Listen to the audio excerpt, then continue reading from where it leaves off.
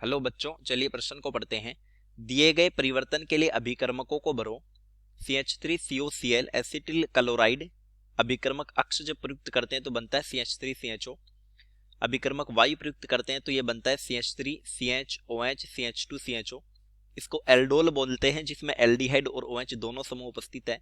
अभिकर्मक Z प्रयुक्त करने पर यह बदल जाता है CH3CH द्विबंध CHCHO। 4 विकल्प दिए, सही विकल्प का पता करना है। तो आइए प्रश्न की मुख्य अवधारणा पे बात करते हैं। मुख्य अवधारणा, PDBaSO4 को लिंडलार कैटलिस्ट बोला जाता है, उत्प्रेरक बोला जाता है। यह ध्रुवीय बंध का अपचयन करता है, यानी ये आंशिक हाइड्रोजन करता है। तो देखिए CH3C द्विबंध OCl ये एसिटिल क्लोराइड है,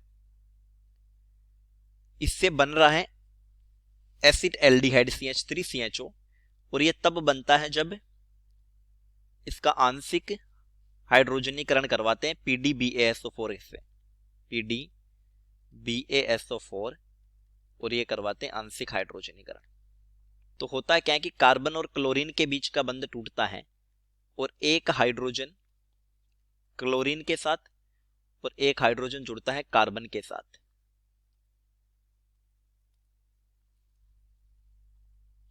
तो ये बन जाता है CH3CH द्विबंध O प्लस HCl। तो हमने जो अभिकर्मक प्रयुक्त किया अक्स, वो हो जाएगा PDBaSO4 यानी लिंडलार उत्प्रेरक। तो देखिए इस आधार पर हमारा ए विकल्प सही हो जाता है। अब देखिए CH3CHO से एल्डोल बनाने के लिए, क्योंकि एल्डोल बन रहा है प्रश्न में, एल्डोल बनाने के लिए तनु NaOH के साथ एल्डोल संघनन क्रियाविधि करवाते हैं। एल्डोल संघनन क्रियाविधि होती है।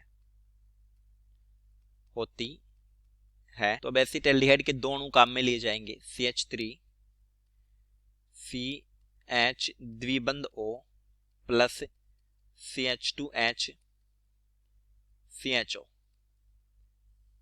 यहां पर काम में लेते हैं तनु NaOH, ये क्षार होता है और यहां से OH माइनस अभिक्रिया में प्राप्त होता है। तो देखिए कार्बोनिल कार्बन से जुड़ा हुआ ये कार्बन अल्फा कार्बन होगा और ये हाइड्रोजन होगा अल्फा हाइड्रोजन।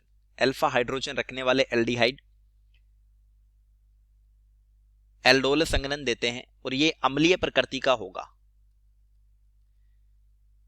तो फिर OH माइनस के साथ ये H प्लस के रूप में जुड़ जाएगा, और इस दूसरे एल्डिहाइड समूह में क्या होता है कि कार्बन ऑक्सीजन के मध्य बंध के इलेक्ट्रॉन आ जाते हैं ऑक्सीजन पर, और H प्लस निकलने के कारण इस कार्बन पर आ गया ऋणावेश, ये बन गया कार्ब एनाइन। ये कार्ब एनाइन का कार्बन दूसरे के कार्बोनिल कार्बन से जुड़ जाता है और ये बनता है CH3। निकला हुआ H प्लस बाद में O माइनस के साथ जुड़ जाता है और ये बन जाएगा CH3CHOH CH2CHO। इसको बोलते हैं एल्डोल। तो हमारा अभिकर्मक Y हो जाता है तनु NaOH। अब इसको जब हीट दी जाती है तो जिस कार्बन से मुख्य क्रियात्मक समूह जुड़ा वो अल्फा कार्बन होगा और ये इसके साथ वाला बीटा कार्बन होगा। तो अल्फा से निकलेगा हाइड्रोजन और बीटा से निकलेगा OH। तो यहां पर जल का अणु बाहर निकलता है और ये बन जाता है CH3CH द्विबंध CHCHO। तो फिर हमारा जेड अभिकर्मक हो जाता है ऊष्मा या हीट। तो चलिए सही विकल्प का पता करते हैं। देखिए PDBaSO4 सिर्फ ए विकल्प में दिया है, तो ए ही हमारा सही उत्तर हो जाएगा। अक्ष हो गया PDBaSO4, Y हो गया तनु NaOH और Z हो गया ऊष्मा। तो उत्तर हो गया ए। चलिए उम्मीद करता हूँ प्रश्न समझ आया होगा। धन्यवाद।